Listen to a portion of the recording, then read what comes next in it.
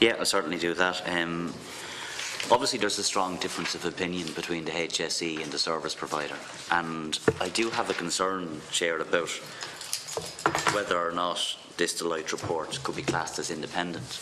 And I've been saying this for some time, that we are getting reports from organisations like this that are paid for by, in this case, by the HSE, to answer a question that the service providers say wasn't a question at all, it should have been asked, but notwithstanding that, that includes tables and data that was simply presented by the HSE.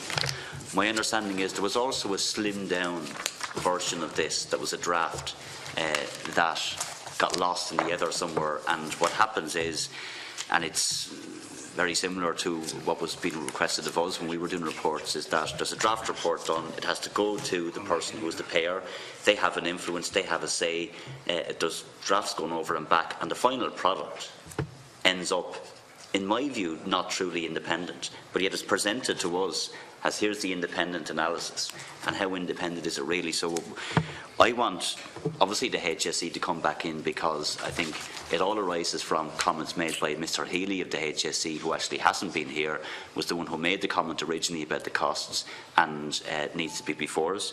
There was a table that was in the earlier draft that actually did answer the question for the service providers. Can I just ask, who said that? Or who, service provider. Our basis for saying it's in the service provider says in their letter. The letter from... They received, the service providers received the draft. But we haven't seen it. Well, that's the point. So we should see it. So I'm only relaying what they're telling us. Okay. They're telling us that there was an earlier draft which had a table which did make the distinction between the cost of care for Grace and whether that would then involve a net increase or a decrease in their funding. That was the source of the contention. So that didn't make its way into the final report. And then the question is why? So I also want to hear from the author of the report.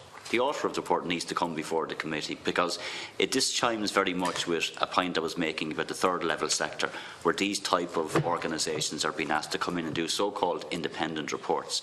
And I'm asking the question, how independent are they really? What process is there? And is it lending itself to reports coming to us that really give a clear answer to questions that are being put? And I'm very concerned about it, and I think this is a good case for us to examine whether or not that is the case. And maybe it is the case, maybe it is fair, maybe they have answered the question, but I have concerns. So anyway, my point is, I think the HSE need to be back, the Director General plus Mr Healy, who is the person who was at the heart of making the comments that caused the difficulty in the first place, and the author of the report. Deputy Murphy. Yeah, I know we have timetabled in to have this issue dealt with when the HSE are in front of us again. Okay, and of course you're entitled to be clear, and you are very clear, but I think you're conflating two issues with respect. Go here, look, if I can just respond if I can. Yeah. Of course there was a High Court case, and the High Court case was in respect of whether or not there was monies due to the organisation, and the High Court outcome was that there was money due and it was paid. That's not what's in question. The question was whether or not the group itself was targeted in terms of its funding, and whether or not a statement that was made to the Public Accounts Committee by Mr Healy in the previous incarnation of this committee was accurate or not. And this isn't about, in my view, us trying to interfere with the Commission of Investigation or anything like it. It's how the HSE interacts with the Public Accounts Committee. Yeah. It's about information they give us and whether or not we have the right then to interrogate that and examine it. We also, in my view, have a duty to examine the Deloitte report, because I have very real concerns about whether or not it really is independent. It's been presented to us as, here's the independent analysis, and I'll give just one example of what it says, because there's a lot of spin going on here as well. The HSE say, this is from Tony O'Brien in response in his letter to the service provider, where he says, consequently, the service provider was not treated either unfairly or disproportionately when compared to other similarly funded organisations. The report actually says, 6.13, HSE South East has advised us that in its view, based on the above comparative analysis, the cuts visited on the service provider were in line with cuts nationally and locally. So the report just gives us the HSE's view. And that's not independent, that's not an analysis. They actually have a whole section in the report where it gives the HSE view and says we don't offer any opinion. But where's the view of the service provider? So I'm not comfortable at all with this report. No, hang 1 second now, because you gave your view. I don't see it as independent. I think there are questions that need to be answered.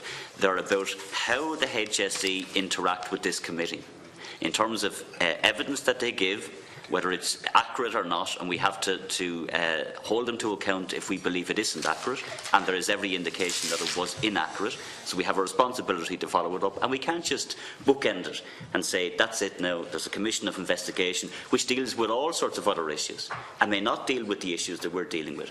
They'll deal with their issues, we deal with our issues, and our issues are how organisations interact with us. And the HSE has interacted with us on this issue for a long time, and it has not been to our satisfaction. And we still haven't resolved this issue.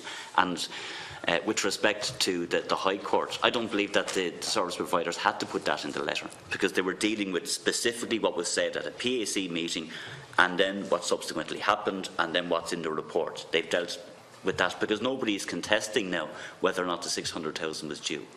That's not in question. Okay. The question is, were they targeted or not? Right.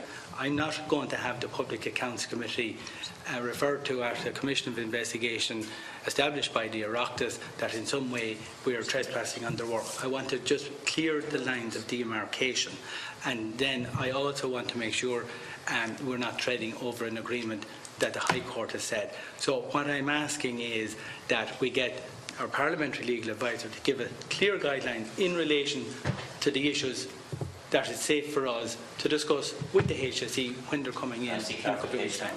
Because I don't want to be unhelpful, and I do work with the Cathaoirleach and members of the committee. It's not often I would strongly insist on something, but I do have concerns, and I've expressed them already, about the independence of the Deloitte report. And I'm expressing that as an opinion. But in terms of due process and fairness, surely I should have a right then to test and probe that, to have the author of the report, because I think this is a pattern of, this isn't just an isolated incident where we get a report from these type of organisations that are presented as independent that we've had concerns in relation to.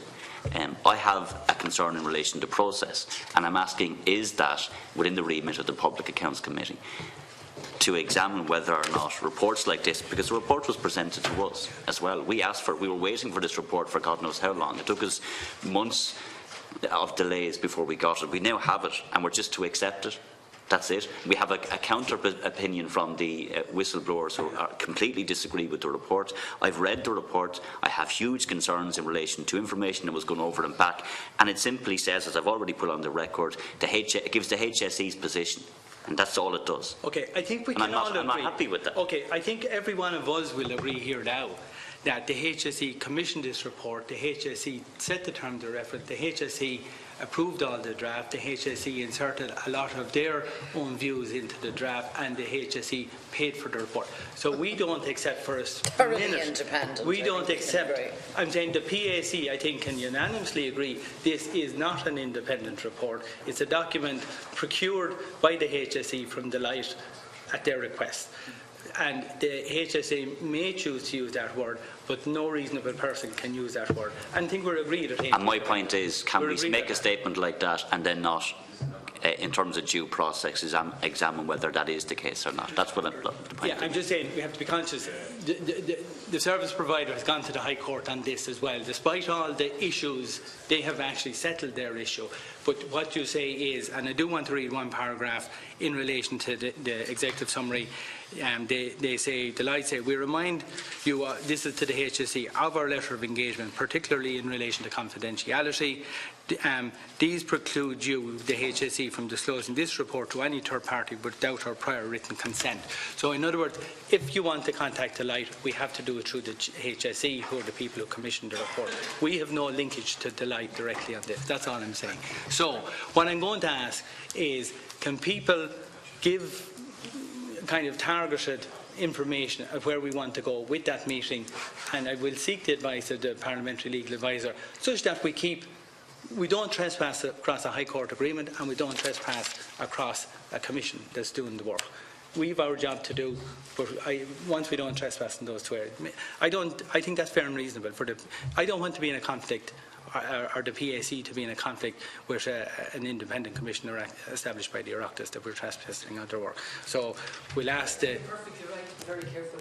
The thing of trespassing on a High Court case is not relevant. Okay. Okay. And in the inquiry separately, yes, you should be very careful. But they have written to us to say that this was fine, to deal with this report.